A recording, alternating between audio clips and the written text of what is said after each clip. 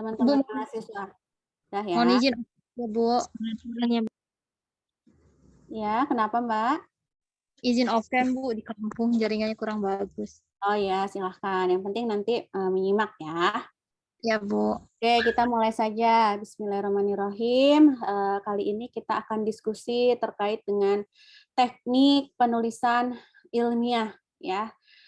Dan bagaimana nanti cara teman-teman melakukan publikasi hasil penelitian seperti itu ya. Biasanya nanti lebih fokus ke bagaimana cara penulisan manuskrip seperti itu ya, karena nanti luaran penelitian teman-teman selain laporan hasil penelitian, teman-teman juga diminta untuk membuat manuskrip yang mana nanti harus dipublikasikan pada jurnal-jurnal maupun ya baik jurnal nasional, lokal maupun internasional, baik yang sudah terakreditasi maupun yang belum terakreditasi. Jadi nanti silahkan konsultasikan kepada pembimbing masing-masing.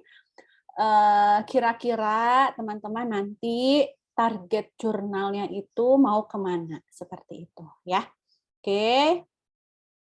Nah, pada slide ini ya kita recall kembali untuk karya ilmiah yang pertama dan kedua ini ya, untuk proposal penelitian dan skripsi sudah kita bahas ya sebetulnya pada pekan-pekan sebelumnya, dan kita recall kembali pada siang hari ini supaya kita bisa membandingkan apa saja sih persamaan dan perbedaannya dengan naskah publikasi atau manuskrip ya gitu teman-teman. Jadi istilah manuskrip ini adalah ringkasan ya atau naskah yang memang nanti siap untuk dipublikasikan. Ketika teman-teman sudah berhasil melakukan publikasi manuskripnya, maka manuskripnya itu berganti istilah menjadi artikel yang diterbitkan di jurnal seperti itu ya.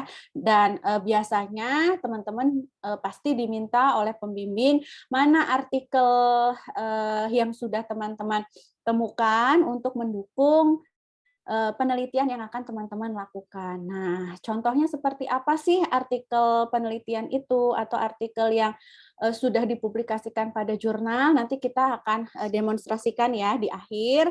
Namun, teman-teman perlu mengetahui dulu komponen-komponen apa ya yang ada di naskah publikasi atau manuskrip ini ya. Ada beberapa persamaan juga antara proposal penelitian dan skripsi, ada juga perbedaan ya. Nah, untuk persamaannya pasti antara proposal penelitian dan skripsi itu ada topik atau judul ya. Nah, pada naskah publikasi juga ada judulnya, teman-teman. Namun nanti cara membuat judul pada naskah publikasi atau manuskrip itu berbeda dengan judul pada proposal penelitian maupun skripsi. Bagaimana perbedaannya? Dari segi mana perbedaannya gitu ya? Nanti kita akan bahas setelah slide-slide ini ya. Nah, kemudian komponen yang selanjutnya untuk proposal penelitian istilahnya ada ringkasan rencana ya. Sudah kita bahas juga, ringkasan itu terdiri dari pendahuluan atau latar belakang, kemudian tujuan dan sampai metode saja, karena kan baru proposal. Nah, istilahnya juga ringkasan. Namun kalau pada skripsi maupun naskah publikasi atau manuskrip, istilahnya menjadi abstrak ya, dan komponen abstraknya pun ditambah, bukan hanya sampai metode, namun sampai hasil ya, kemudian simpulan dan rekomendasi seperti itu ya. Itu semuanya ada di abstrak ya. Nah, kemudian setelah itu komponen yang selanjutnya ada latar belakang ya. Nah, latar belakang pada proposal penelitian dan juga skripsi ya, latar belakang sama pendahuluan ini sama gitu ya. Itu juga sama ya, baik pada proposal penelitian maupun pada skripsi. Namun kalau pada naskah publikasi itu berbeda pendahuluannya ya, harus lebih singkat, padat dan jelas. Nah, komponen untuk tujuan ya, kalau di proposal penelitian maupun deskripsi itu kan terpisah ya subkomponennya. Namun kalau untuk naskah publikasi biasanya menyatu ya pada pendahuluan, biasanya menjadi statement akhir pada akhir pendahuluan seperti itu ya. Nah, kemudian selanjutnya pada proposal penelitian maupun skripsi ada manfaat penelitian ya. Nah, kemudian juga ada tinjauan pustaka, baik pada proposal penelitian maupun skripsi. Ini saya lupa menambahkan ya untuk skripsi. Nah, namun kalau untuk naskah publikasi tidak perlu tuh tinjauan pustaka dimasukkan lagi ke dalam naskah publikasi, karena kan harus lebih singkat, padat, dan jelas. Biasanya jumlah halamannya itu lebih sedikit lagi ya dibandingkan laporan hasil penelitian gitu. Biasanya tuh maksimal 10 halaman ya, ada juga sih yang 12 tapi itu sudah maksimal sekali gitu. Paling umum itu 5 sampai 7 halaman itu yang umumnya gitu ya. Jadi nanti bagaimana teman-teman caranya gitu ya membuat laporan hasil skripsi yang banyak itu ya, yang berpuluh-puluh halaman diubah, diringkas, dipadatkan menjadi maksimal 5 sampai 7 halaman ya. Itu nanti kita akan belajar bareng-bareng ya, kita akan diskusikan. Nah, kemudian selanjutnya proposal penelitian ya, untuk isinya sampai metode, dilanjutkan daftar pustaka dan lampiran. Namun kalau laporan hasil ya pasti ada hasil, pembahasan, simpulan dan saran, daftar pustaka dan lampiran ya. Nah, kemudian untuk naskah publikasi juga ya, ada hasil, ada pembahasan, simpulan, dan biasanya juga ucapan terima kasih ini kalau memang teman-teman, nanti kita akan bahas sih apa sih yang boleh ya, yang boleh dituliskan pada ucapan terima kasih di naskah publikasi atau manuskrip ini. Karena ucapan terima kasih pada proposal penelitian maupun skripsi, biasanya kan teman-teman banyak tuh ya berlembar-lembar mengucapkan terima kasih, termasuk kepada mungkin bagi yang belum memiliki suami atau istri gitu ya, terima kasih kepada gebetan saya gitu ya yang selalu menemani dari perpustakaan satu ke perpustakaan yang lain. Nah, mungkin kan bisa ya di sana dimasukkan gitu, bebas kalau di laporan proposal maupun skripsi. Nah, namun kalau pada naskah publikasi atau manuskrip ini ucapan terima kasih ini khusus, jadi tidak sembarangan. Nanti kita akan bahas ya. Terus yang terakhir adalah komponennya daftar pustaka ya. Jadi ini beberapa persamaan dan perbedaan dari ketiga karya ilmiah ya, baik dari proposal penelitian, skripsi maupun naskah publikasi atau manuskrip seperti itu ya. Sehingga harapannya nanti ketika teman-teman sudah menyelesaikan laporan hasilnya dan sebelum melaksanakan sidang hasil ya, sidang hasil skripsinya, teman-teman membuat naskah publikasinya atau manuskrip, karena manuskrip tersebut juga menjadi salah satu komponen penilaian ya pada sidang akhir seperti itu ya. Jadi harapannya silahkan nanti membuat ya naskah publikasi ini dan konsultasikan kepada pembimbing masing-masing seperti itu ya. Oke, kita bahas. Nah, luaran penelitian ya termasuk manuskrip tadi ya, itu adalah salah satu yang bisa teman-teman publikasikan ya, baik pada jurnal nasional ya, selain nasional juga kalau pada jenjang sarjana sebetulnya boleh jurnal lokal ya, lokal, nasional, yang belum terakreditasi maupun yang sudah terakreditasi, maupun tidak menutup kemungkinan ya manuskrip teman-teman itu nanti akan dipublikasikan pada jurnal internasional maupun yang bereputasi maupun yang belum bereputasi seperti itu ya. Nah, ternyata manuskrip itu juga bisa teman-teman selain dipublikasikan ke jurnal, teman-teman juga bisa melakukan publikasi pada seminar-seminar nasional maupun seminar internasional ya, conference internasional. Jadi nanti teman-teman presentasi ulang gitu ya, untuk dipaparkan kepada halayak umum ya. Jadi cakupannya lebih luas lagi, bukan hanya dipresentasikan kepada pembimbing maupun penguji gitu ya, namun bisa di seminar-seminar ya. Jadi nanti silahkan teman-teman menyanggupi yang mana nih ya luaran penelitiannya, mau publikasi. Nah, publikasinya mau di mana? Mau jurnal atau seminar atau yang lain, silahkan nanti konsultasikan kepada pembimbing masing-masing. Namun selain publikasi berbentuk manuskrip ya, teman-teman juga sebetulnya bisa kolaborasi dengan pembimbing dan pengujinya masing-masing untuk membuat buku ya, baik buku full atau buku chapter, itu juga bisa. Dan selain itu juga yang ketiga, teman-teman bisa mengurus hak cipta. Ketika teman-teman mungkin ya di prosedur penelitiannya itu akan mengaplikasikan sebuah intervensi tertentu ya, atau ingin mengaplikasikan sebuah produk tertentu ya. Nah, produk itu teman-teman buat sendiri gitu ya, dengan pembimbingnya gitu ya, mungkin dengan modifikasi atau seperti apa ya, artinya pure gitu karya ilmiah teman-teman gitu ya, bukan menggunakan karya ilmiah orang lain. Itu ternyata bisa teman-teman dilakukan kepengurusan hak kekayaan atas intelektual ya, HAKI. Nah, itu juga menjadi salah satu alternatif luaran penelitian yang bisa teman-teman nanti targetkan pada proposal penelitian, karena nanti biasanya ditanya oleh penguji gitu. Luaran penelitian Anda apa rencananya? Gitu ya. Selain laporan hasil pastikan itu wajib ya, karena itu adalah salah satu syarat memang untuk mendapatkan gelar sarjana ya kan. Namun selain itu apa? Nanti biasanya ditanya ya, salah satu dari ini. Silahkan, nanti teman-teman bisa pikirkan ya. Nah, kemudian ketika teman-teman memilih yang pertama, kemudian sudah membuat manuskrip, teman-teman juga harus memiliki rencana ya, kemana Anda akan mempublikasikan manuskrip Anda gitu ya. Apakah ke jurnal lokal, apakah ke jurnal nasional terakreditasi maupun belum, atau bahkan ke tingkatan yang lebih tinggi lagi ya, ke jurnal internasional terakreditasi maupun yang belum, seperti itu ya. Nah, maka ketika teman-teman sudah memiliki rencana ya, jurnal mana ya, pick one gitu ya, pilih salah satu saja gitu ya.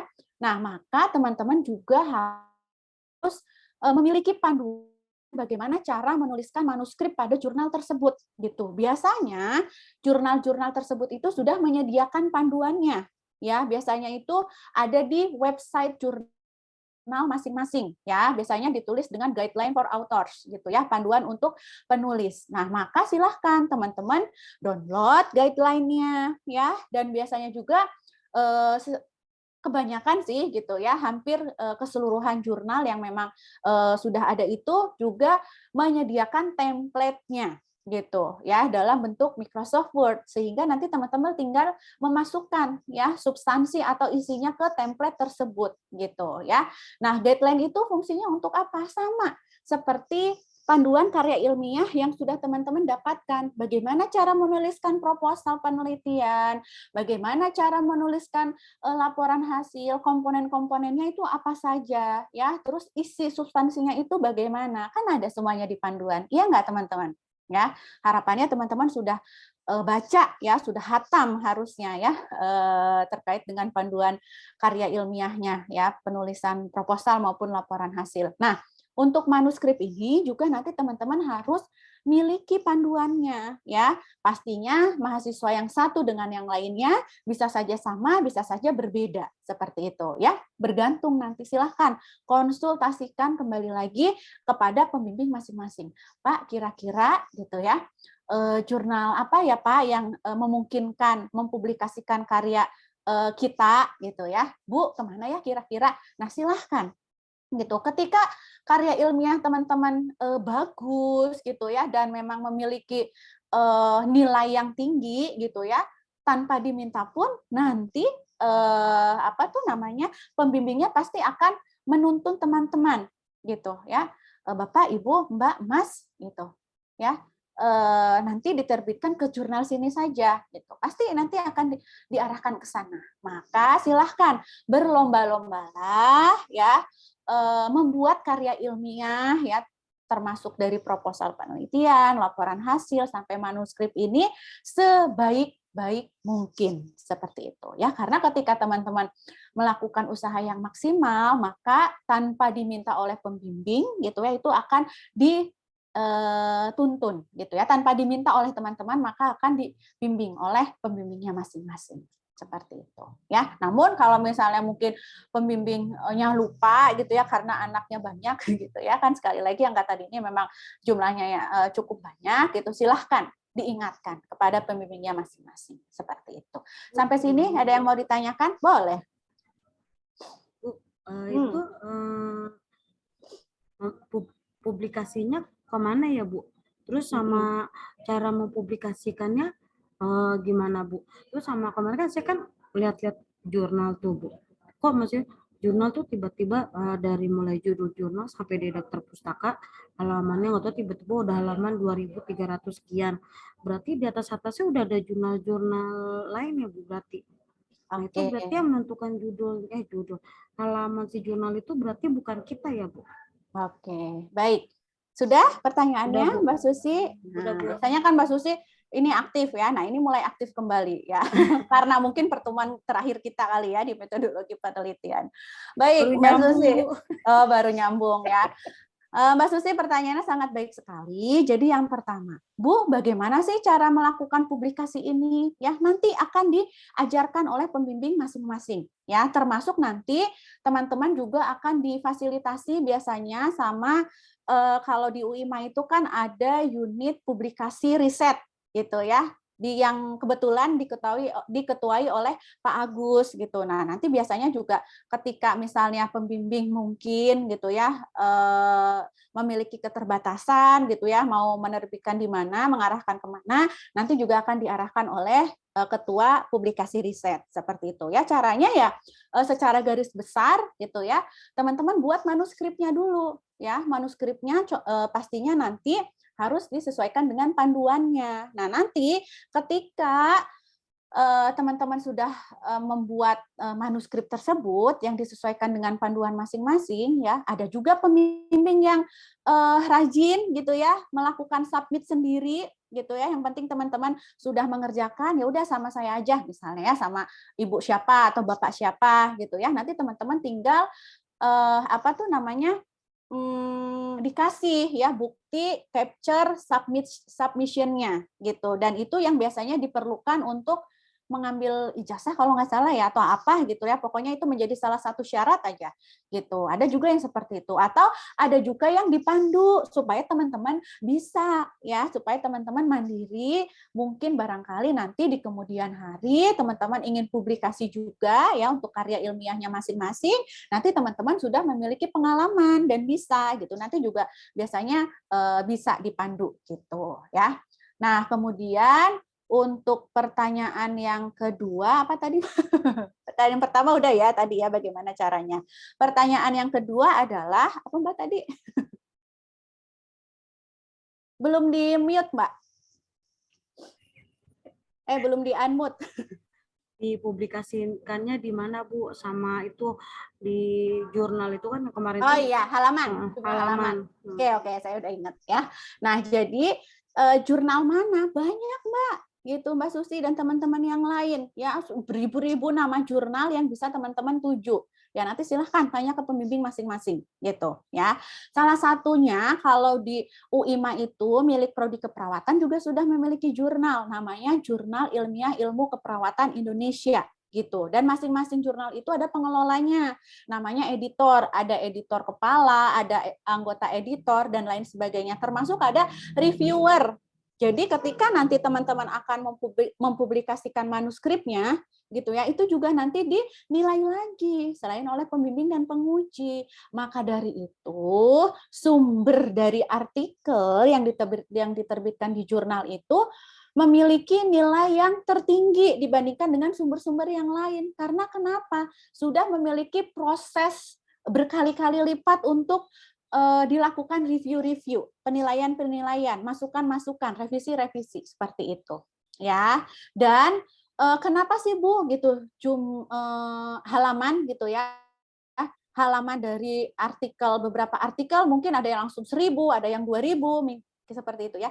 Karena itu berurutan mulai dari edisi. Biasanya kan kalau setahun itu, kalau di Indonesia itu jurnal ada yang terbit 3 bulan sekali, ada yang 4 bulan sekali, bahkan ada yang sebulan sekali. Nah, itu setiap bulannya itu jumlah halamannya itu diteruskan. Jadi dalam 1 tahun itu ya halamannya dari 1 sampai terakhir gitu. Dan kenapa gitu?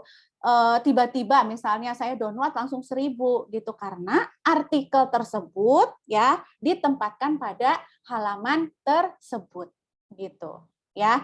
Jadi artikel itu nanti akan diterbitkan pada jurnal. Ya, nah jurnal itu kumpulan dari beberapa artikel sehingga jumlah halamannya pun akan banyak gitu. Ya, Mbak Susi.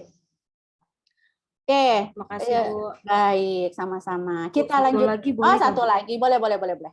Tadi Silakan. kan kata Ibu kan dari kalau mau jurnalnya itu bagus, kita cari sumber-sumber yang nilainya tinggi. Nah, kita biar tahu itu sumber tersebut nilainya tinggi, kita Tinggi. tahunya dari mana, Bu? Nah, ada lagi caranya gitu.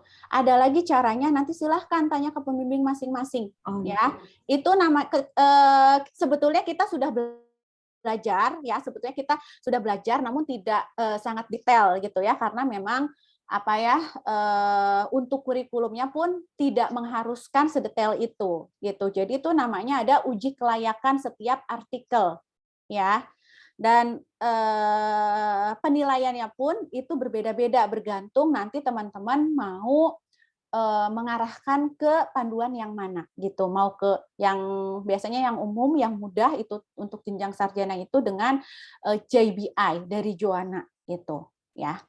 Oke, seperti itu Mbak Susi. ya. Makasih ya, Bu.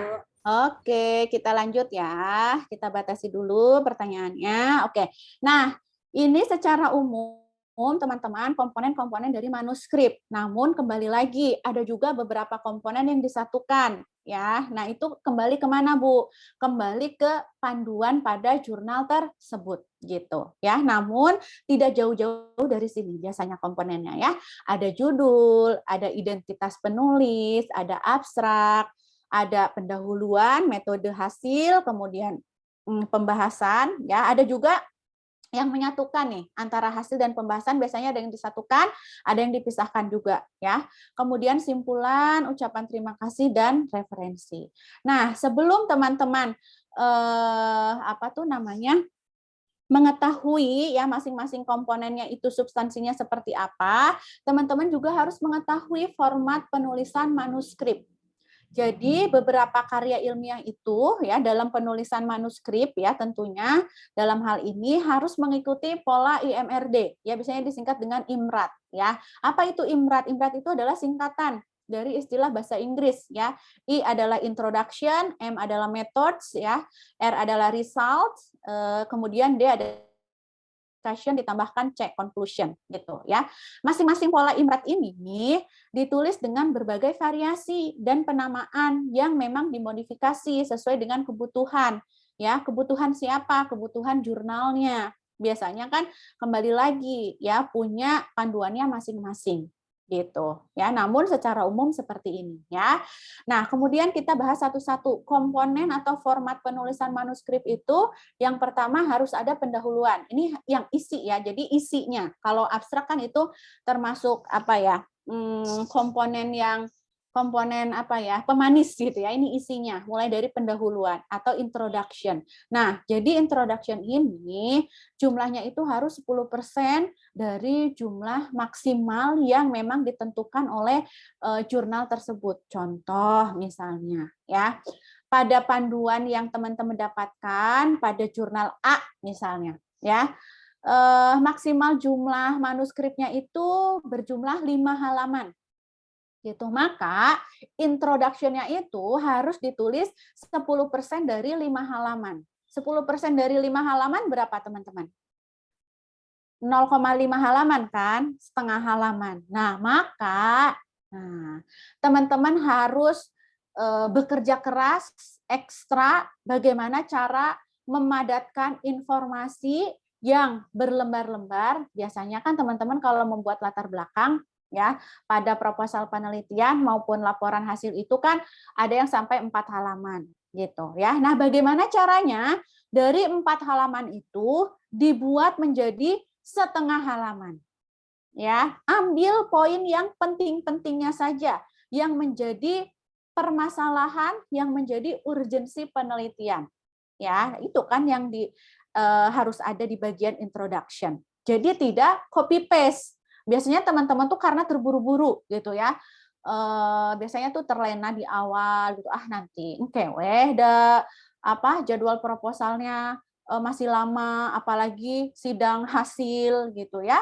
Teman-teman terlena di awal, kemudian ke teman-teman di beberapa proses mengalami hambatan sehingga nanti di akhir gurung gusuh gitu ya.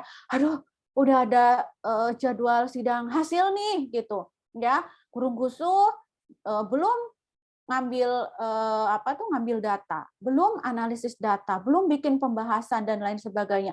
Nah, sehingga ketika teman-teman itu belum membuat laporan hasil dan belum ini itu, maka membuat manuskripnya juga akan terburu-buru gitu. Ya, sehingga teman-teman biasanya tuh seringnya gitu ya kalau saya nguji itu teman-teman tuh copy paste gitu ya. Dari laporan hasil, introduction-nya ada 4 halaman. 4 halaman juga di manuskrip, kan nggak bisa seperti itu. Ya, karena apa? Ini ketentuannya. Introduction itu hanya 10% dari jumlah maksimal. Gitu. Maka nanti penguji pun akan tahu gitu jumlah maksimal halamannya berapa sih. Ketika nanti teman-teman ya di laporan hasil itu sudah menyebutkan gitu ya jurnal mana sih yang memang dituju, terus prosesnya sudah sampai mana, apakah submit, apakah sudah review, atau bahkan sudah publikasi. Kalau sudah publikasi, udah otomatis A di tangan teman-teman, gitu. Ya, karena menandakan apa, teman-teman tuh sudah siap, gitu. Ya, apalagi sudah publikasi. Ya, maka udah pasti nilainya A, gitu ya. Nah, kemudian metode, ya ini adalah pola ketentuan manuskrip yang kedua, metode atau methods, ini 15%. Ya, 15% dari 5 halaman berapa? Atau disesuaikan lah intinya dengan panduannya masing-masing. Kalau 10 halaman, 15% dari 10 halaman berapa? Misalnya dari 5 halaman berapa? Gitu. Ya. Oh, ternyata 15% dari 5 halaman itu berapa? Oh, 3/4 halaman. Nah, teman-teman juga harus perhatikan ini ya, biasanya metode itu kan berlembar-lembar ya pada laporan proposal maupun laporan hasil ya. Ada yang sampai 10 lembar ya kan. Nah, dari 10 lembar itu teman-teman buat singkat ya. Disingkat, dipadatkan namun tetap jelas menjadi maksimal 3/4 halaman. Nah, jadi kembali lagi ketika teman-teman membuat manuskrip ya, ingat lagi materi ini. Gitu ya. Selanjutnya hasil atau result, ini 35%, begitu juga pembahasan atau discussion 35%. Ya, 35% dari 5 halaman berapa? Oh, ternyata 3/4 halaman ya, 2 halaman kurang 1/4 gitu ya. Nah, maka memang ketentuannya seperti itu, hasil dan apalagi pembahasan itu harus berkali-kali lipat dari pendahuluan. Nah, biasanya teman-teman mahasiswa itu kebalik. Ya, pendahuluannya banyak, berlembar-lembar, pembahasannya hanya seuprit gitu ya, hanya setengah halaman. Nah, itu kan nggak bisa gitu ya. Berarti teman-teman tidak mengikuti pola IMRAT ini ya. Dan yang terakhir adalah simpulan atau conclusion, ini hanya 5% gitu ya. Oke, kita bahas satu-satu. Judul pada manuskrip itu dibuat secara padat, singkat dan jelas, menginterpretasikan hasil. Susunan kata dalam judul pada manuskrip bisa saja berbeda dengan susunan kata pada laporan hasil dan juga pastinya dibatasi jumlah katanya. Jumlah katanya biasanya lebih sedikit dari laporan hasil penelitian. Contohnya itu seperti apa sih, Bu? Dari judul manuskrip yang memang mengikuti aturan-aturan ini. Contoh, ketika teman-teman memiliki judul proposal maupun laporan hasil seperti pengaruh tiup baling-baling terhadap status pernapasan pada balita dengan pneumonia di ruang dahlia Rumah Sakit Universitas Indonesia Maju tahun 2022 gitu. Itu kan biasanya yang tertera di judul laporan proposal maupun laporan hasil kan. Nah, untuk judul manuskrip, teman-teman bukan seperti itu lagi, karena harus mengikuti ketentuan judul manuskrip. Contohnya apa? Harus lebih singkat, menginterpretasikan hasil, dan lain sebagainya. Contohnya apa, Bu? Salah satu alternatifnya deh, biar kami ada gambaran. Gitu ya. Pasti kan teman-teman nanya seperti itu. Ya, contohnya, tiup baling-baling mempengaruhi atau bisa juga mengoptimalkan status pernapasan pada balita dengan pneumonia, gitu. Ya, nah udah singkat, padat dan jelas. Jadi tidak ada embel-embel yang lain, gitu. Dan biasanya judul manuskrip itu juga sangat jarang sekali, ada sih beberapa, tapi jarang sekali untuk memunculkan nama tempat apalagi tahun pada judul manuskrip. Itu sangat jarang. Gitu. Sampai sini jelas nggak terkait penulisan judul manuskrip? Ada yang mau didiskusikan?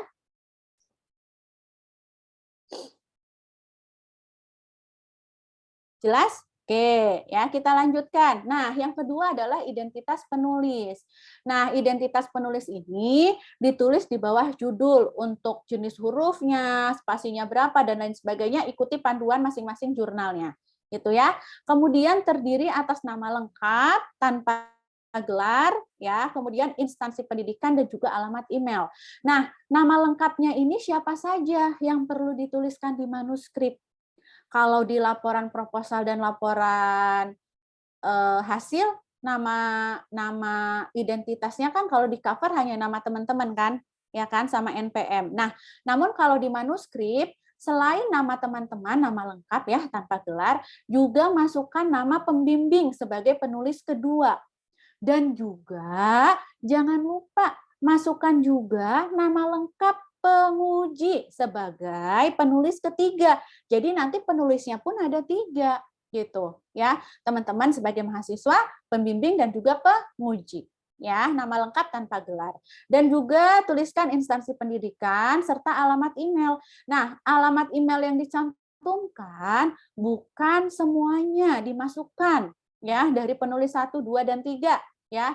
Teman-teman mahasiswa, calon sarjana ya kan, email pembimbing, email penguji, masukkan semua itu tidak. Tapi hanya alamat email korespondensi. Biasanya yang menjadi korespondensi ketika manuskrip itu adalah hasil dari karya ilmiah penulisan skripsi, itu adalah yang menjadi korespondensinya pembimbing. Jadi nanti silahkan cantumkan email pembimbingnya masing-masing. Ya, penguji tidak perlu. Gitu ya, namun namanya dituliskan, namun emailnya tidak perlu, seperti itu ya. Sampai sini jelas? Jelas, Bu. Oke, jadi jangan lupa ya masukkan nama penguji, karena penguji pun berkontribusi untuk apa tuh perbaikan ya kan, kemudian memberikan masukan-masukan, saran ya kan saat sidang proposal maupun sidang hasil. Maka ditulis di laporan manuskripnya gitu. Oke, lanjut. Nah, ini abstrak ya.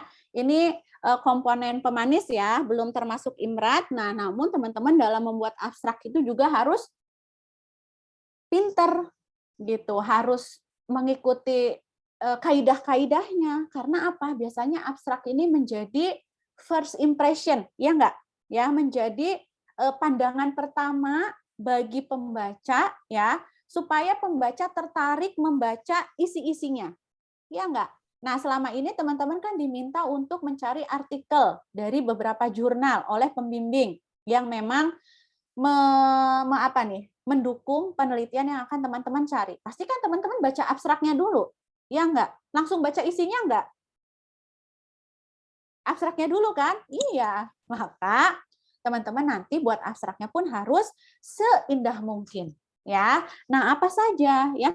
Karena kita harus tahu dulu juga ya, karena abstrak ini memang fungsinya itu untuk menjelaskan secara singkat tentang keseluruhan isi karya ilmiah. Nah, manuskrip ini juga kan singkat. Yang tadi misalnya dari 40 halaman laporan hasil dibuat menjadi 5 halaman. Nah, abstrak ini sebetulnya juga ringkasan dari isi pada manuskrip, dibuat lebih ringkas lagi gitu ya. Karena apa? Abstrak itu harus jelas, singkat, dan objektif. Bisa menggunakan bahasa Indonesia maupun bahasa Inggris.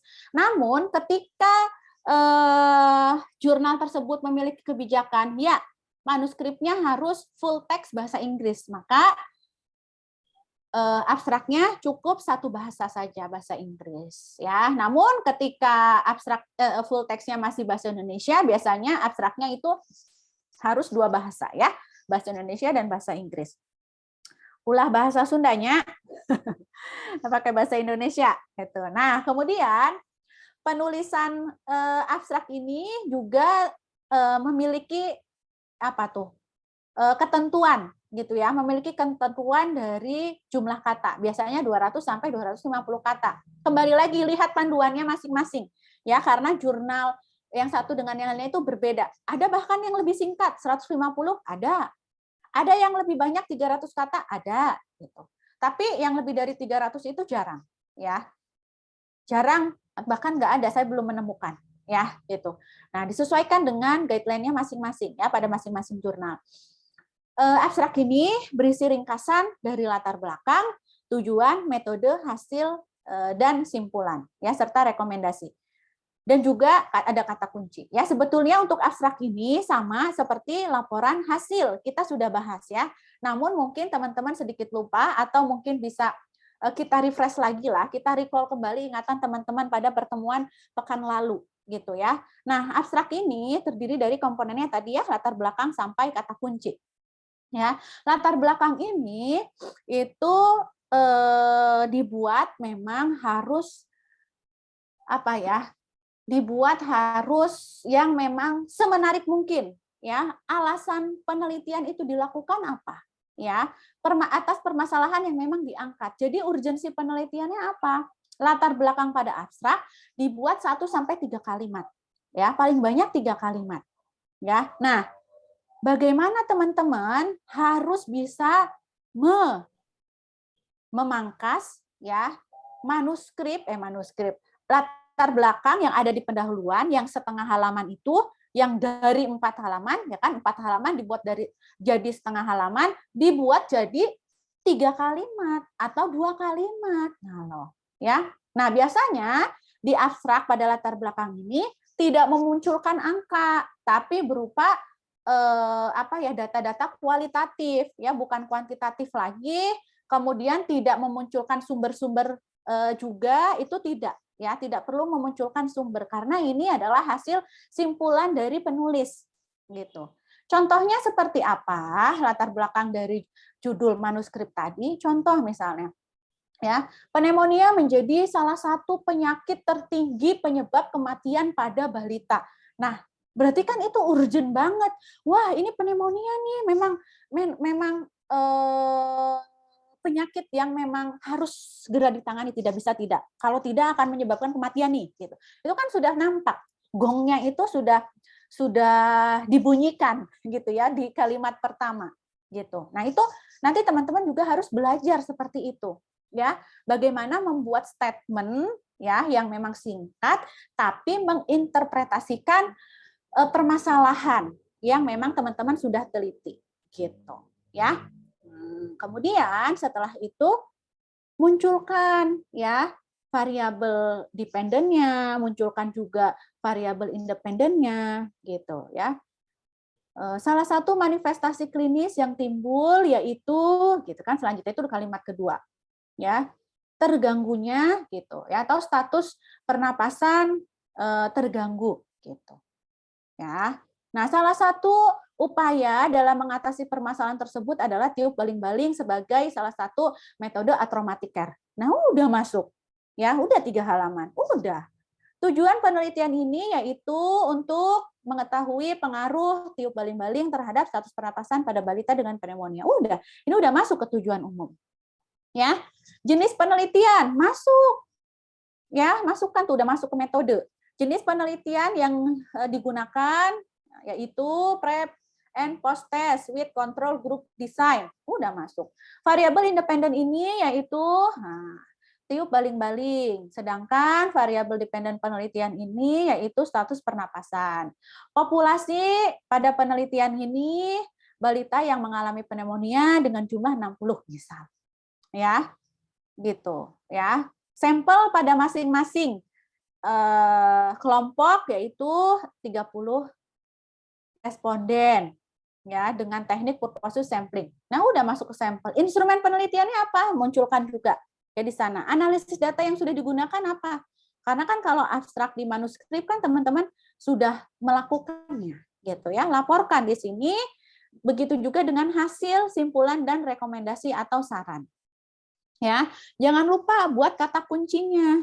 Kata kunci ini menggambarkan inti dari penelitian. Biasanya terdiri dari 3 atau sampai 5. 3, 4, 5 kata kunci atau keywords. Nanti disusun secara alfabet. Ya, keywords dari judul tadi apa? Tiup baling-baling, balita, pneumonia, status pernapasan. Susun secara abjad. Ya, oh ternyata ada 4 keywords gitu. Ya silahkan. Gitu. Ya. Jadi nanti ketika orang lain memasukkan keywords itu, maka muncul nih penelitian teman-teman gitu. Pun ketika teman-teman sekarang sedang mencari artikel-artikel, ya, masukkan beberapa keyword, beberapa alternatif keywords-nya atau kata kuncinya, baik menggunakan bahasa Indonesia maupun bahasa Inggris. Karena ketika teman-teman diminta harus dari jurnal internasional ya, Bu, saya nggak menemukan, Bu, gitu. Terus ditanya balik, emang masukin kata kuncinya apa? Balita, pneumonia. Ya iya, biasanya kalau jurnal internasionalnya pakai bahasa Inggris. Ya. Boleh Kemudian tanya nggak, Bu? Oh Terkait iya jurnal boleh, internasional. boleh, silakan. Kan kita juga ada tugas sih, Bu, bikin kayak jurnal gitu, nge-review jurnal-jurnal sih, Bu. Kan disuruhnya cari jurnal internasional. Terus saya masih bingung, Bu, jurnal internasional itu penulisnya harus orang luar atau orang Indonesia yang udah masuk ke dalam kelompok aplikasi jurnal internasional, Bu. Oke. Tugas apa, Mbak? Tugas Mata kuliah apa? pelajaran paliatif, Bu. Oh, paliatif. Oke. Ya. Ya. Nah, jadi ciri-ciri jurnal internasional itu penulisnya harus siapa? Ya boleh orang Indonesia, termasuk Bu Nure juga sudah dong mempublikasikan karyanya, hasil penelitiannya ke jurnal internasional bereputasi Scopus. Udah nggak Bu Nure? Udah dong. Jadi nanti kalau bicara ke mahasiswa, memang Bu Nure punya pengalaman gitu, pernah mempublikasikan ke jurnal internasional. Dan untuk mempublikasikan ke sana pun tidak mudah, teman-teman. Ya, memiliki beberapa proses ya,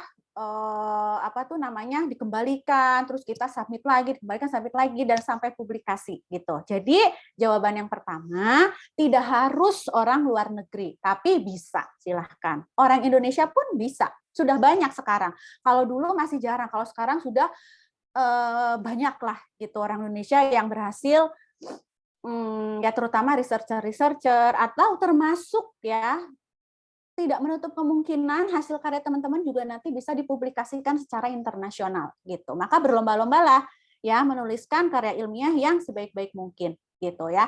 Nah, kemudian ciri jurnal internasional itu bagaimana sih Bu cara mengetahuinya? Ya, teman-teman cari di database, salah satunya adalah Science Direct ya.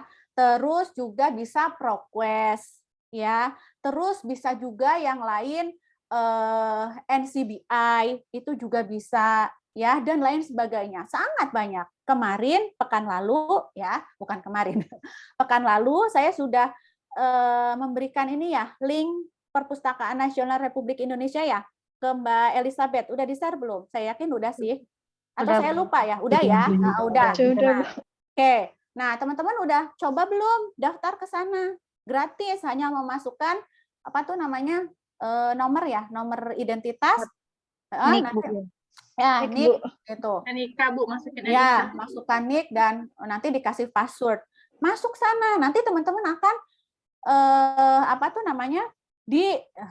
disuguhi ya, berbagai macam database internasional. Tinggal pilih, masukkan keywordnya. Jangan pakai bahasa Sunda, ya, jangan pakai bahasa Indonesia, nggak akan muncul, gitu kan? Seperti cerita pengalaman Bu Nure tadi. Bu, susah Bu, cari jurnal internasional. Ya, iyalah teman-teman masukin keywordnya bahasa Indonesia, pasti hasilnya not found, tidak ditemukan, gitu. Ya, begitu Mbak Novi. Ya, siap Bu, terima kasih Bu. Ya, semangat ya. Oke. Nah, ini ya teman-teman komponen abstrak, kebetulan sebelum pertanyaan Mbak Novi saya sudah selesai nih menjelaskan komponen-komponen abstrak. Ada yang mau ditanyakan lagi nggak sebelum kita lanjut? Jelas ya? Oke. Nah, kemudian kita masuk ke isi ya, mulai dari pola Imrat tadi.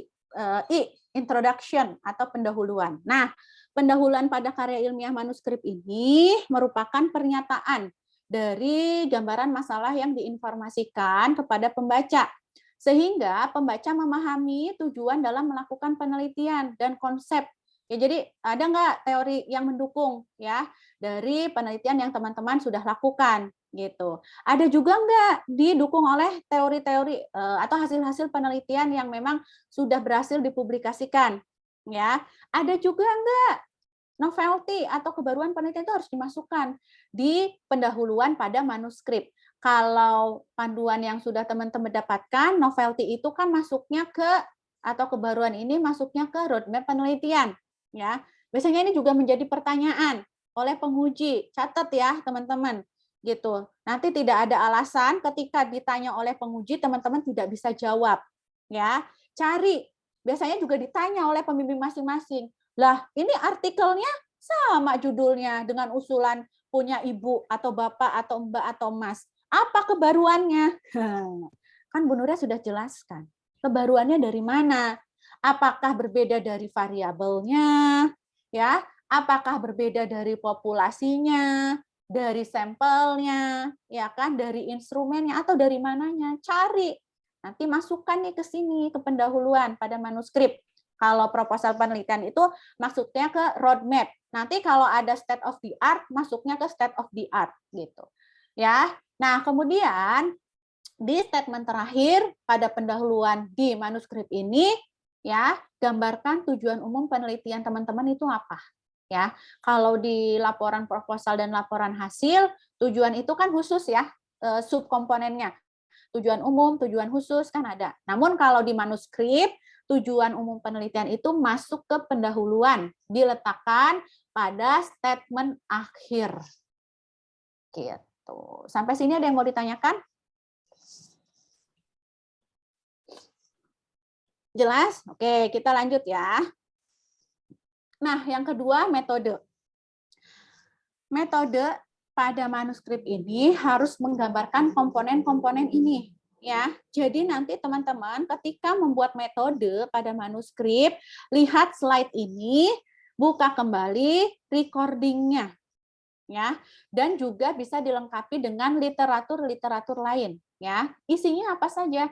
Harus ada jenis penelitian, harus ada waktu dan tempat penelitiannya, kapan dan di mana, harus menggambarkan variabel independennya apa, variabel dependennya apa, populasinya itu siapa, jumlahnya berapa, sampelnya, cara menghitungnya bagaimana, kemudian teknik pengambilan sampelnya seperti apa, instrumen penelitian untuk masing-masing variabel itu apa, ya. Gambarkan juga hasil uji validitas dan reliabilitas kalau instrumen penelitian teman-teman itu modifikasi atau membuat sendiri. Berarti hasil ini harus ada. Ya. Kemudian selanjutnya prosedur teknis pengumpulan data juga harus dijelaskan, terutama ketika teman-teman itu melakukan jenis penelitian kuasi eksperimen. Itu harus wajib ada, tidak boleh tidak ada ya prosedur teknis pada metode. Kemudian analisis data, baik itu univariat maupun multivariat. Multivariat. Kejauhan ya. Teman-teman sampai bivariat. Univariat sampai bivariat. Kemudian ditambahkan juga keterangan bahwa penelitian teman-teman itu sudah lolos kaji etik. Ya, dengan mencantumkan nama KEPK. KEPK itu adalah Komite Etik Penelitian Kesehatan dan nomor surat ethical clearance. Biasanya kalau teman-teman itu, jadi secara garis besar, mungkin saya juga sudah menjelaskan ya di pertemuan-pertemuan sebelumnya, ketika teman-teman sudah melakukan sidang proposal, maka teman-teman kan nanti revisi. Ya, ketika revisinya sudah di ACC, ya, maka tidak langsung mengambil data atau menyebarkan kuesioner misalnya. Ya, itu tidak. Tapi teman-teman harus uji etik dulu. Bagaimana caranya? Ya, itu teman-teman harus mengisi beberapa formulir ya yang disesuaikan dengan penelitian yang akan teman-teman lakukan. Ketika teman-teman nanti sudah dinilai ya pada proses uji etik ini, maka nanti teman-teman mendapatkan sebuah surat ya ethical clearance atau surat lolos kaji etik. Nah, cantumkan informasi itu di metode pada manuskrip. Penelitian ini sudah lolos kaji etik di Komite Etik Penelitian Kesehatan Universitas Indonesia Maju dengan nomor berapa, cantumkan. Gitu. Ya, maka teman-teman harus manajemen waktu karena uji etik ini memerlukan waktu juga, ya kurang lebih 2 minggu. Nah, 2 minggu kan lama ya teman-teman ya, bukan waktu yang singkat itu. Ya, karena kan teman-teman dibatasi waktu nih, ya. Maka silahkan teman-teman manajemen waktu dengan baik, ya. Sampai sini ada yang mau ditanyakan terkait dengan metode untuk penulisan manuskrip? Jelas? Oke, kita lanjut. Hasil. Nah, untuk hasil pada manuskrip ini ya sebetulnya sama pada laporan hasil. Ada sedikit saja perbedaan mungkin dalam penyajiannya, ya. Nanti kita akan bahas nih di informasi yang ini, ya. Nah, dalam menyajikan hasil ini harus ringkas dengan tujuan dengan tinjauan dalam bentuk teks, naratif, tabel, maupun gambar. Jadi disesuaikan jenis data yang dimiliki oleh teman-teman apa? Ya, apakah numerik atau kategorik? Maka jenis data itu tepat disajikan dalam bentuk apa? Tabel, gambar, skema, dan lain sebagainya, gitu ya. Silahkan. Kan kita sudah pelajari ya di 2 pekan lalu. Gitu. Informasi yang diberikan hanya hasil yang disajikan, jadi tidak menyimpulkan data yang ada. Apa yang perlu di-highlight ya, kita juga sudah belajar ya. Sebuah data yang diinformasikan harus disajikan dalam bentuk tabel atau gambar menggunakan teks ya. Yang mana deskripsi dari penyajian hasil itu tidak teman-teman buat secara keseluruhan, tapi data yang penting itu mana? Itu yang perlu di-highlight, itu yang perlu dinarasikan ya. Kemudian jika menggunakan tabel, tidak meng-copy paste dari laporan penelitian. Ya. Nah, walaupun sama tadi kan Bu Nura bilang sama, tapi ada beberapa yang berbeda. Nah, dari sini teman-teman. Ya, dari mana? Pertama, penomoran tabel itu harus berurutan. Nah, ini juga Bu Nura berkali-kali pasti setiap tahun mengalami gitu, ya. Baik itu bimbingan saya maupun ketika saya menguji mahasiswa lain. Gitu ya. Padahal bimbingan saya udah berkali-kali karena Bu Nure itu cerewet biasanya, ya. Tapi tidak diindahkan kecerewetan Bu Nure ini, ya. Pun ketika saya menguji, ya, karena teman-teman mungkin prosesnya buru-buru itu nanti juga akan terlihat di hasil, gitu, ya. Termasuk penulisan manuskrip ini, tabelnya copy paste, gitu ya, copy paste. Terus langsung tiba-tiba tabelnya 5.1 nomornya, 5.2. Lah, mana ada manuskrip itu bab? Kan nggak ada. Ya, itu adalah salah satu ciri ketika teman-teman itu gerasa-gerusu dalam menuliskan karya ilmiah ini. Ya, harusnya apa penomorannya? Ya tabel 1, tabel 2 gitu. Ya, ini hal yang sederhana tapi ini bisa menginterpretasikan teman-teman itu seperti apa gitu ya. Oke, kemudian selain nomor juga harus ada judul tabel ya, harus singkat namun lengkap. Judul dan kepala tabel menggunakan huruf kapital pada awal kalimat di atas tabel, ini juga sudah kita bahas. Untuk gambar ya, diberi nomor sesuai dengan urutannya. Judulnya juga harus singkat, padat dan jelas, terletak di bawah gambar ya. Kalau gambar judulnya di bawah, kalau tabel judulnya di atas ya. Maksimal 6 tabel atau gambar dalam satu naskah. Namun biasanya cukup 3 itu, teman-teman tuh. 3 atau 2 bahkan. Jadi univariatnya itu disatukan, bivariatnya 1, udah 2 tabel cukup ya. Oke, dari sini ada yang mau didiskusikan atau ditanyakan untuk hasil? Bu, kalau nggak ada gambar nggak apa-apa kan ya, Bu? Nggak ada. Nggak apa-apa. Nggak ada, nggak apa-apa. Nggak wajib, Mbak Novi. Baik, Bu. Oke, ya. Lanjut. Pembahasan. Nah, pembahasan ini sudah kita bahas juga, ya kita recall saja. Ya, peneliti menyajikan data-data yang ada dengan pola yang diamati. Dari setiap hubungan antara variabel penelitian itu memang harus yang penting-penting saja, menggambarkan apa sih, kenapa sih itu berhubungan, ya? Kenapa hasil penelitian ini berhubungan? Kenapa hasil penelitian ini ada pengaruhnya, ya? Pun ketika kenapa hasil penelitian ini tidak berhubungan, kenapa hasil penelitian ini tidak ada pengaruhnya? Bahas di pembahasan, ya. Harus menginterpretasikan rangkuman hasil dari penelitian berdasarkan tujuan khusus, teori yang mendukung itu dari mana saja, ya. Cantumkan statementnya dan juga sumbernya. Kemudian penelitian-penelitian sebelumnya, mana yang sejalan, mana yang tidak sejalan, ya, deskripsikan dan juga cantumkan sumbernya. Kemudian alasan kenapa itu berhubungan, kenapa tidak berhubungan, ya, dan seterusnya. Dan jangan lupa asumsi peneliti. Ya. Kemudian juga untuk pembahasan ini gambarkan keterbatasan penelitian. Ya, kita sudah bahas juga ya. Jadi keterbatasan penelitian ini bukan perkara waktu. Waktu yang di apa nih? Yang ditentukan gitu ya, sangat singkat sehingga itu menjadi keterbatasan penelitian ini. Bukan itu.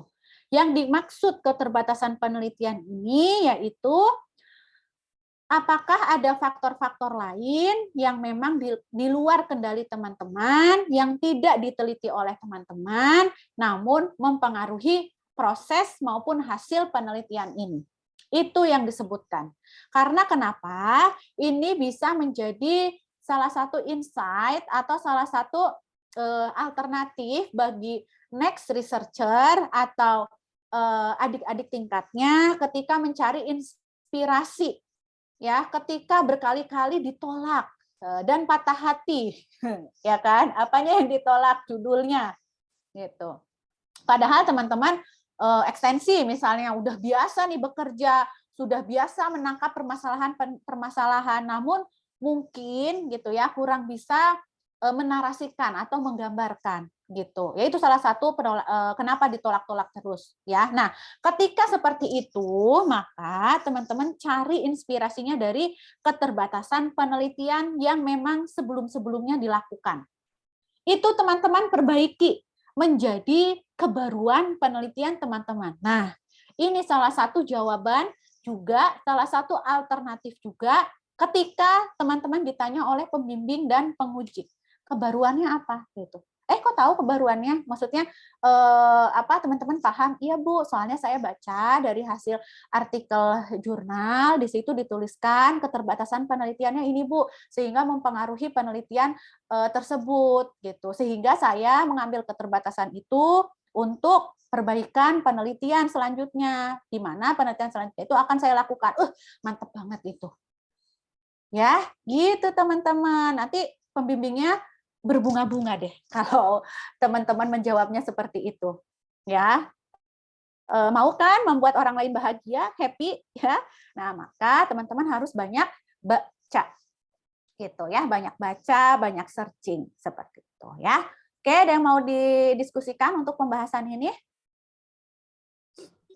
Bu, kalau kebaruan sih kita kemarin kan udah bimbingan skripsi Bu. Kemarin kan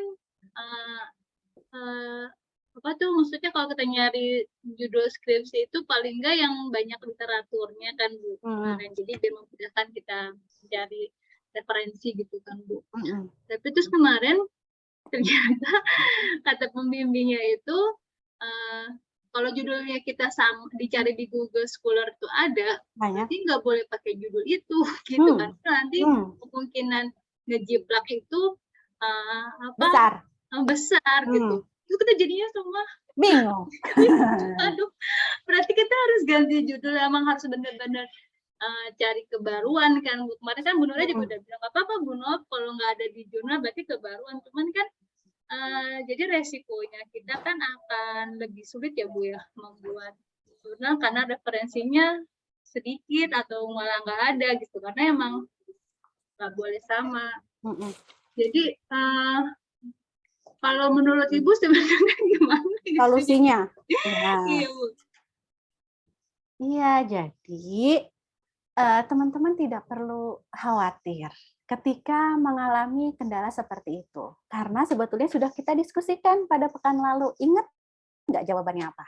Ya, jadi ketika teman-teman memiliki kendala seperti itu, ya, bukan berarti yang dimaksud dengan harus banyak referensi itu, ya, itu baik. Gitu. Artinya gini, banyak referensi itu ketika teman-teman bisa mengkaitkan antara sumber yang satu atau artikel yang satu dengan artikel yang lain. Gitu. Jadi bukan sumber yang banyak tapi teman-teman copy paste tadi. Bukan. Tapi ketika teman-teman bisa mengkaitkan antara judul yang satu dari artikel penelitian sebelumnya dengan judul yang lain, teman-teman combine. Nah, itu juga memungkinkan untuk teman-teman mendapatkan sumber yang banyak sebetulnya.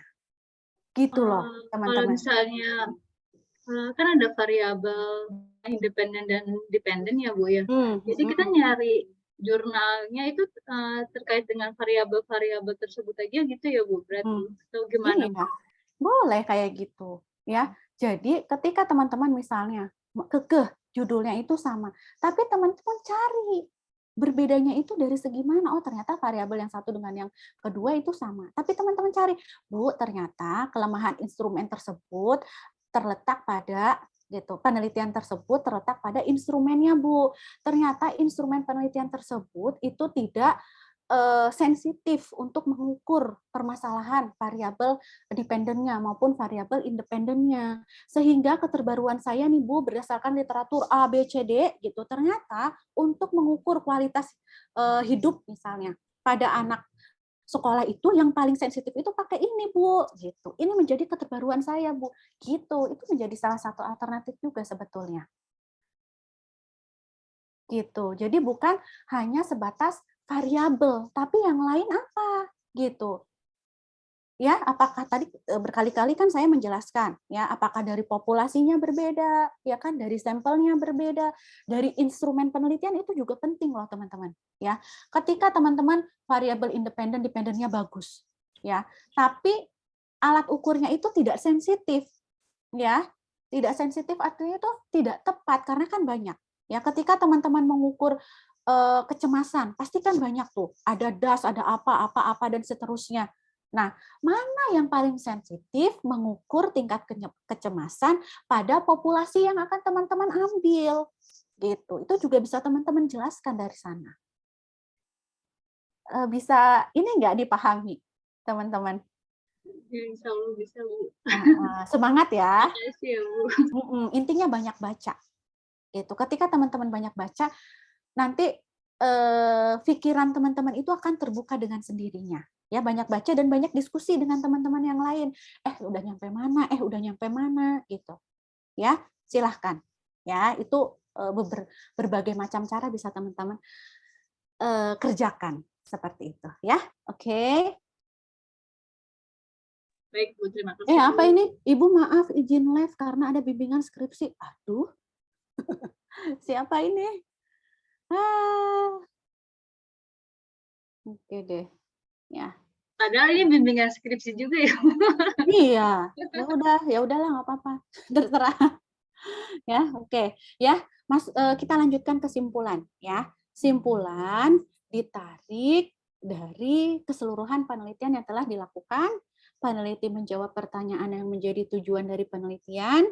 Ya, capaian dari tujuan penelitiannya apa dilengkapi dengan rekomendasi. Ya, jadi simpulan ini teman-teman juga bisa banyak baca. Bagaimana sih cara membuat kesimpulan yang bagus? Karena kan bukan mengulang hasil, tidak juga mengulang data kuantitatif, tidak. Tapi silahkan gunakan alternatif kata-kata lain, ya, namun menginterpretasikan hasil seperti itu, ya.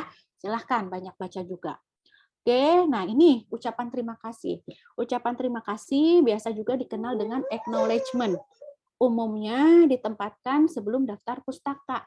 Nah, dalam ucapan terima kasih ini atau acknowledgement ini yang perlu disebutkan itu bukan tadi gebetan saya, ya, kekasih saya, itu bukan. Tapi lembaga ketika teman-teman mendapatkan hibah penelitian atau lembaga yang memberi dana penelitian teman-teman, silahkan boleh dimasukkan.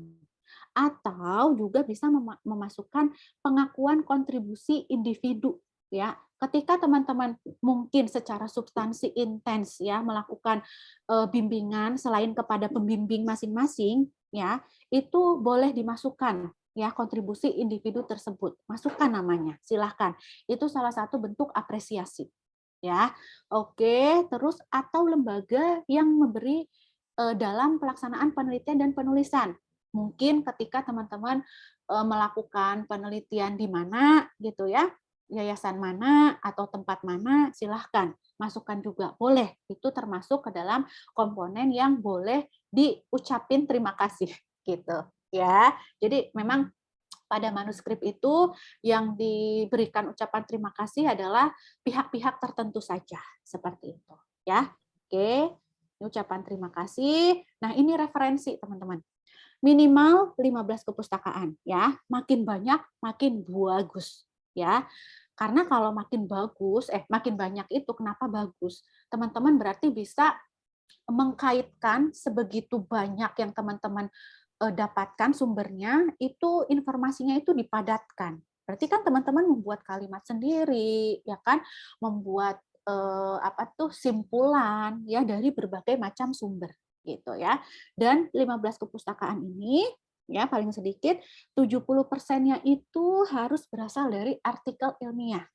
Kenapa harus dari artikel kembali lagi? Tadi kan kita sudah tahu ya bersama-sama bahwa artikel ini merupakan karya ilmiah yang memang melalui berbagai macam proses. Ya, ketika memang artikel ini dari proses hasil skripsi, ya selain dari hasil bimbingan, ujian sidang, ya proposal hasil, nanti pun oleh pihak reviewer pada jurnal tersebut juga dikoreksi lagi gitu. Apalagi kalau jurnal internasional, berkali-kali ya koreksi. Dan 30% berasal dari buku sumber, ya boleh dari buku, boleh dari lembaga-lembaga tertentu seperti WHO, CDC, Kemenkes dan lain sebagainya. Ya, batasan tahun referensi yang memang diterbitkan maksimal 5 tahun terakhir, kecuali bagi referensi yang terbatas, boleh lebih dari 5 tahun. Sebaiknya menggunakan aplikasi reference manager seperti Mendeley, EndNote, Zotero, dan lain-lain. Karena kenapa? Bisa jadi sitasi atau gaya penulisan panduan manuskrip yang akan teman-teman nanti tuju jurnalnya itu berbeda dengan panduan yang sekarang teman-teman dapatkan ya untuk penulisan tugas akhir. Untuk style penulisan referensinya menggunakan apa? Untuk tugas akhir teman-teman sekarang. Bu Nure ngetes ini. Jurnal maksudnya? Gaya sitasi penulisannya. Oh, Times New Roman, Bu. 12. Mendeley, Bu. Mendeley Bukan. maksudnya. Bukan. Apa? Kan APA, salah satu. Oh iya, APA emang. Mendeley. Bukan. Oh. Ayo apa? Vancouver style, yaitu dalam penulisan sitasi maupun referensi dengan penomoran. Kalau APA atau Harvard itu kan dengan nama belakang gitu kan, atau dengan susunan abjad. Misalnya nih, pengarangnya Nur Eni Lestari, diterbitkan tahun 2020. Maka kalau Vancouver ditulis 1 untuk Nur Eni Lestari dengan judul itu tahun 2020. Ya, dan seterusnya 2, 3 sumber mana. Tapi kalau APA atau Harvard ditulisnya bukan penomoran lagi, bukan urutan, tapi nama belakangnya Lestari, 2020. Kalau untuk sitasi, kalau untuk referensi atau daftar pustaka berarti kan sudah kita pelajari pekan lalu, ya. Berarti kan nama penulisnya, tahunnya, judulnya, ya, pun huruf besar, huruf kecilnya, jenis hurufnya itu juga disesuaikan. ya, karena style penulisan mengikuti kembali lagi guideline for authors ya pada jurnal yang akan teman-teman tuju. Ketika berbeda, maka teman-teman kalau menggunakan aplikasi reference ini, Mendeley, EndNote dan lain sebagainya, tinggal sekali klik gitu. Ya, berubah. Tapi kalau tidak menggunakan reference manager, teman-teman akan kerepotan. Ya, kalau secara manual teman-teman akan kerepotan.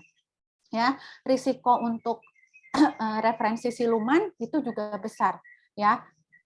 Misalnya referensinya digunakan nih, sumbernya diisi tapi di referensi nggak ada, atau sebaliknya diisi nggak ada karena di referensi harus banyak, teman-teman kopas dengan sengaja itu supaya terlihat banyak, nanti kan akan dicek tuh ya, gitu loh maksudnya. Seperti itu ya teman-teman ya. Nanti silakan mulai penasaran gitu ya, buka-buka YouTube-nya ya. Apa tuh tutorial menggunakan Mendeley gitu dan lain sebagainya, silahkan ya.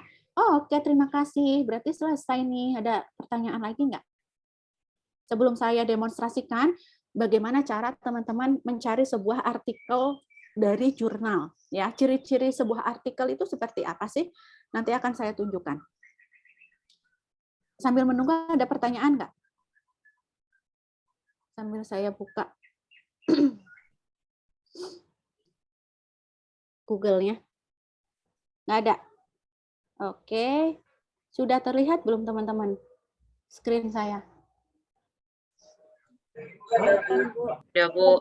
Udah ya? Oke, nah maka teman-teman salah satu database yang mudah ya dan sering digunakan oleh teman-teman mahasiswa sarjana itu Google, ya kan? Nah, namun bukan Google bukan Google biasa, ya, bukan Google biasa, tapi Google Cendekia atau Google Scholar itu yang boleh teman-teman gunakan, ya, Google Scholar. Nah, kalau Google Scholar ini atau Google Cendekia boleh menggunakan keywordnya bahasa Inggris maupun bahasa Indonesia, ya. Nanti akan memunculkan artikel-artikel disesuaikan dengan istilah atau bahasa yang teman-teman masukkan. Ya, contoh misalnya kita memasukkan tiup baling-baling. Nah, ini udah ada ya, tiup baling-baling, status pernapasan balita. Masukkan. Oh, ternyata ada 8 hasil artikel yang bisa teman-teman nanti buka, ya. Baca, skimming, ya. Ini bisa mendukung penelitian kita nggak sih? Ya, oke. Atau ini benar-benar artikel yang dipublikasikan pada jurnal nggak sih? Gitu. Ini termasuk mewakili ciri-ciri artikel jurnal bukan? Ya, klik. Nah, nih. Ketika teman-teman klik, maka akan diarahkan ke website jurnal tersebut. Nih, jurnal ini namanya Journal of Telenursing atau JOTING. Nah, tadi yang sering Bu Nuria ulang-ulang, guideline for authors itu mana sih? Nih, biasa ya, cari. Mungkin ada sebelah kanan, sebelah kiri, sebelah atas, sebelah bawah. Masing-masing jurnal berbeda-beda. Ya, nah ini guideline for author, sistematika penulisannya seperti apa bisa teman-teman dapatkan di sini, termasuk template-nya. Silahkan ya teman-teman klik. Ini jurnalnya sudah terakreditasi belum ya? Nih, akreditasi apa saja? Ini termasuk Sinta. Sinta ini adalah akreditasi nasional ya teman-teman ya. Oh ternyata udah nih. Sinta berapa? Klik lagi silahkan. 1, 2, 3, 4, 5 ya dan seterusnya. Ya. Oke, nah kemudian cara mendapatkan full text-nya itu seperti apa? Tinggal klik PDF-nya, klik. Akan muncul. Nah, ini, nah itu tadi ya nih, 126 yang tadi pertanyaannya Mbak Susi. Lah, ini kok langsung halaman 119, harusnya kan 1, ya enggak. Ini kan kenapa? Karena diterbitkan pada bulan Desember. Ya, gitu. Maka sebelum-sebelumnya pun pasti ada artikel yang diterbitkan. Makanya untuk judul ini itu dimulai pada halaman 119. Gitu ya. Nah, ini teman-teman ciri-ciri dari artikel yang memang dipublikasikan pada jurnal. Ada identitasnya, teman-teman. Ya. Nih, identitasnya apa? Nama jurnalnya. Ternyata nama jurnalnya itu Journal of Telenursing atau JOTING. Ada volumenya, ada nomornya, ada tahunnya. Ada juga elektronik ISSN-nya, ada print ISSN-nya, termasuk ada alamat doi-nya gitu. Nah, ini teman-teman. Nih kan judul. Ya, judul pada pada artikel ini berbeda ya dengan judul-judul pada laporan skripsi atau laporan apa tuh namanya tesis mungkin ya gitu, karena biasanya kan di kata depannya ada hubungan, pengaruh, efektivitas dan lain sebagainya. Ini kan enggak ya, langsung dibuat yang memang kira-kira menarik, menginterpretasikan hasil dan lain sebagainya yang tadi sudah kita bahas nih. Frekuensi pernapasan anak penderita asma menggunakan intervensi tiup super bubbles dan meniup baling-baling bambu. Ya baca, ini ada pengaruhnya nggak sih tiup super bubbles atau dan meniup baling-baling bambu? Baca di sini di abstraknya. Ya, hasil analisis bivariat menunjukkan ada pengaruh. Oh, ternyata ada pengaruh. Bisa dong dijadikan pendukung misalnya. Ya, nah kemudian identitas penulis nih ada 5 ya. Harsismanto J, mungkin nama lengkapnya hanya J saja ya. Ini harus ditulis nama lengkap ya. Oh ternyata ini penulisnya ada 5. Mungkin ini bukan artikel dari hasil karya skripsi ya. Mungkin ini memang researcher ya, atau mungkin tesis, biasanya kan lebih dari 3 ya hasil tesis, atau mungkin ini dosen atau dan lain sebagainya gitu ya. Jadi akademisi mungkin ya, atau researcher gitu ya. Dari mana ini instansinya, tuliskan ya.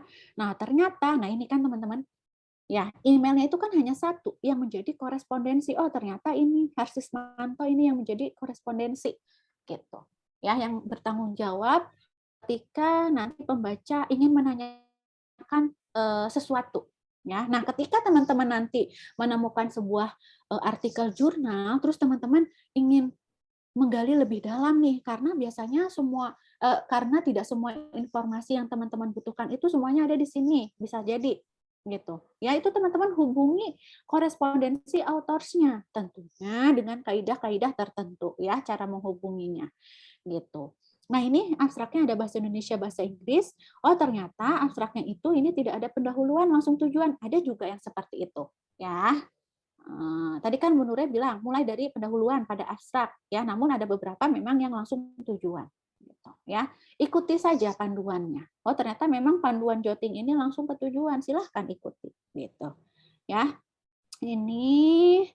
Nah ini teman-teman pendahuluan ya. Nah kalau seperti ini dalam kurung Kemenkes, 2016 ini menggunakan style apa teman-teman? APA atau Vancouver? APA. APA. Iya, pinter. Bu Nura senang nih, ya. Nah itu dan sebagainya. Nah teman-teman ini yang bisa teman-teman tunjukkan nanti ke pembimbing masing-masing ya. Contoh artikel dari jurnal ini seperti ini. Jadi harus ada identitasnya. Kenapa? Karena biasanya ada juga hasil karya ilmiah biasa gitu ya. Mungkin manuskrip yang memang belum dipublikasikan pada jurnal, masih dalam bentuk repositori, itu bisa saja ya untuk penulisannya mirip seperti ini tapi tidak ada identitasnya. Bu, kalau kami menemukan seperti itu, boleh nggak dijadikan referensi? Kalau untuk program sarjana masih boleh, namun kalau bisa hindari gitu. Ya, lebih baik yang memang sudah ada identitasnya gitu. Ya. Oke, kemudian ini kan stylenya APA ya, atau mungkin Harvard ya, karena kan apa tuh namanya? Nama belakang atau lembaga diikuti tahun gitu ya. Bagaimana ketika stylenya itu Vancouver? Nah, teman-teman klik aja ya Jurnal Ilmiah Ilmu Keperawatan Indonesia. Ini milik Prodi Keperawatan UIMA. Ya. Memang ini websitenya masih Stikim ya, masih recovery ya, masih pindah ke UIMA ya, masih dalam tahap pemindahan, jadi ini masih Stikim. Nah, oh ternyata ini Sinta 5, wah ya, memang ini sudah terakreditasi nasional ya teman-teman, sedang akan menuju Sinta 3, doakan ya teman-teman ya. Oke, nah guideline mana? Ini author guidelines ada, template-nya ada ya. Apapun informasi yang teman-teman butuhkan semuanya ada di sini. Caranya, tadi pertanyaannya Mbak Sulis tadi ya, caranya gimana Bu? Ya, login ke sini ya, ke jurnalnya. Mana ya login? Mana how to? Nah, nanti juga ada cara-cara nih, how to make submission. Silahkan gitu ikuti karena biasanya berbeda-beda nih. Ya, nanti teman-teman login gitu ya, nanti teman-teman submit, ikuti langkah-langkahnya. Itulah intinya ya. Kalau ditutorialkan sekarang nggak akan cukup waktunya. Nah, kemudian teman-teman kalau mau mencari artikel-artikel di jurnal ini gimana caranya? Ke arsip ya. Nanti teman-teman akan disuguhkan jurnal-jurnal, artikel-artikel yang sudah diterbitkan di edisi-edisi sebelumnya ya, silahkan. Kalau teman-teman mau cara cepat tinggal search ya, masukkan kata kunci apa. Ya, kalau GIK ini kata kuncinya bisa bahasa Indonesia, bisa bahasa Inggris ya, karena mulai tahun kalau nggak salah 2021 ini full text-nya sudah bahasa Inggris. Namun sebelum tahun itu mix ya, ada bahasa Indonesia, ada bahasa Inggris seperti itu ya. Contoh Vancouver style. Tadi Bu Nure mau menunjukkan itu ya. Oke. Oh, ini salah. Ini ya. Oke. Nah, ini kita langsung aja klik PDF-nya ya supaya cepat. Nah, ini kan template-nya pasti berbeda kan? Seperti yang tadi ya, teman-teman ya. Ini kan 2 kolom, tadi kan 1 kolom, ya kan? Ikuti panduannya, ya. Oke, nah ini teman-teman. Nah, ini yang contoh dari style penulisan Vancouver. Ini kan? Kelihatan nggak ya? Saya perbesar. Dah. Nih, 1, 2, 3 mana? Ini 3, 4, dan seterusnya. Ya nggak? Ketika ciri-ciri artikel ini menggunakan reference manager, ketika kita klik referensinya, klik 1, maka akan menuju ke references. Gitu. Sampai sini jelas, teman-teman? Jelas, Bu. Jelas, Bu. Oke. Kemudian teman-teman kemarin udah coba belum ke Perpustakaan Nasional Republik Indonesia? Ya, masuknya ke e-resources ya. Oke, ke e-resources. Waktunya udah habis belum? Dikit lagi ya. Nih, Bu Nure karena udah sering buka, maka udah ini ya. Nah, ini teman-teman, tadi database dari luar negeri ya. Willy ini dari luar negeri, Sage buku ya, buku Sage ini dari luar negeri, ProQuest, World Scientific, Taylor and Friends. Nah, Bu Nure alhamdulillah sudah berhasil menerbitkan artikel di Taylor and Friends. Nanti cari aja ya nama Bu Nure di sini ya. Bisa. Terus Science Direct ya, Bu Nure juga udah berhasil alhamdulillah publikasi di sini ya, terakreditasi Scopus. Ya, nah ini silahkan teman-teman klik ya, banyak banget database EBSCO ini juga Sage ya, silahkan ya. Pun ketika teman-teman ingin mengakses, penasaran, pembimbing saya itu minatnya di mana sih? Teman-teman klik Google Scholar juga, terus klik nama pembimbingnya masing-masing. Nur Eni Lestari. Oh ini ya, klik namanya. Nah, ini adalah artikel-artikel yang memang berhasil diterbitkan, yang sudah berhasil diterbitkan oleh nama ini ya, dalam hal ini Nur Eni Lestari gitu. Ya, silahkan. Ya, kalau saya kan memang minatnya di anak ya. Tidak jauh-jauh penelitian saya ini dari anak seperti itu ya. Ini ada beberapa penelitian yang memang pure saya dengan rekan-rekan saya gitu ya. Ada juga yang saya dulu saat saya ngambil spesialis dengan dosen pembimbing saya. Ada juga dengan bimbingan mahasiswa saya di UIMA dulu Stikim ya, ini salah satunya gitu. Nih ya, silahkan nanti bisa menjadi salah satu inspirasi gitu ya. Boleh diklik nama pembimbingnya masing-masing ya untuk mengetahui minatnya di mana. Gitu, teman-teman. Ada yang mau ditanyakan?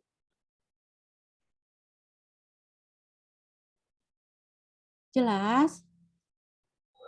Semangat? Bu, jadi Bu mau tanya, Bu. yang di tulisan-tulisan di jurnal itu kan ada angka 1, 2 itu kan munculnya berarti dari referensi itu ya Bu ya? Iya. Nah, itu cara bikin referensi itu gimana Bu? Karena saya kan kalau bikin dapus di Word tuh kan yang ada pakai yang apa gitu-gitu Bu. Nah, itu caranya gimana Bu? Caranya bisa manual, bisa menggunakan referensi manager tadi ya. Referensi manager. Salah satunya yang mudah dan free itu menggunakan Mendeley. Caranya lagi gimana Bu? Coba teman-teman searching dulu ya di YouTube cara menggunakan Mendeley. Nanti teman-teman belajar dari sana. Ya, gitu. Oke, ada lagi? Bu, terus Bu kalau di nama itu Bu, di nama autorsnya Bu, authors kan ada 1, misalkan Silawati 1, si A 2. Nah itu 1, 2, 3-nya itu dari mana Bu? Itu penulis pertama, penulis kedua, penulis ketiga. Oke, baik. Itu urutannya. Baik, baik. Terima kasih, Oke. Bu, ini boleh Bu. Boleh. Bu, saya mau tanya yang kata buat daftar pustaka pakai Mendeley itu Bu. Saya kan mencoba tuh ya Bu semalam tuh klik keluar ya daftar pustakanya. Nah saya untuk mencoba klik yang kedua kan yang daftar pertama ini malah jadi hilang. Kenapa ya Bu? Kenapa Mbak kurang jelas? Agak noisy nih. Eh, Kurang jelas. Gini Bu, saya coba semalam tuh coba Mendeley. pustaka Mendeley ya Bu. Terus saya klik kan perkataan yang si peneliti itu tadi kan ya Bu. Nah, yang pertama itu udah tuh masuk tuh ke daftar pustaka ya kan Bu. Saya mau yang menurut peneliti yang kedua ini saya mau klik kok jadi yang pertama itu jadi hilang ya Bu. Itu kenapa ya Bu? Oh, itu nanti Mbak Dina cek lagi. Kalau di Mendeley itu biasanya untuk memasukkan sumber yang memang pada artikel tersebut itu biasanya harus dicek metadatanya. Itu teman-teman klik artikelnya, nanti di sebelah kanan itu muncul ya, ada judul, ada nama penulis, kemudian ada alamat doi dan lain sebagainya, volume, tahun dan lain sebagainya. Nah, metadata itu ya harus teman-teman juga cek lagi karena tidak serta-merta itu semuanya serba otomatis. Tetap teman-teman harus beberapa ada yang cek manual gitu. Termasuk penulisan huruf besar, huruf kecil gitu karena ada beberapa sumber yang teman-teman masukkan ya yang sudah download teman-teman masukkan ke dalam Mendeley atau di-download langsung disinkronkan dengan Mendeley itu ada juga yang harusnya huruf besar ini huruf kecil, yang harusnya huruf kecil ini huruf besar semua. Itu juga ada. Nah, itu semuanya itu cek di metadata sebelah kanan.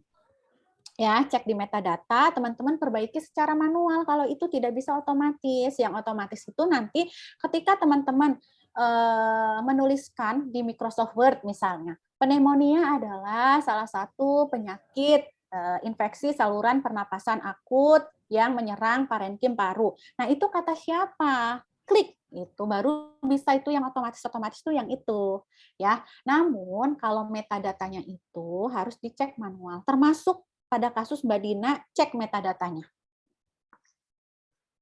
Oh gitu Bu, ya. Ya, nanti coba ya. Oke, mungkin satu lagi teman-teman karena waktunya sudah melebihi ya.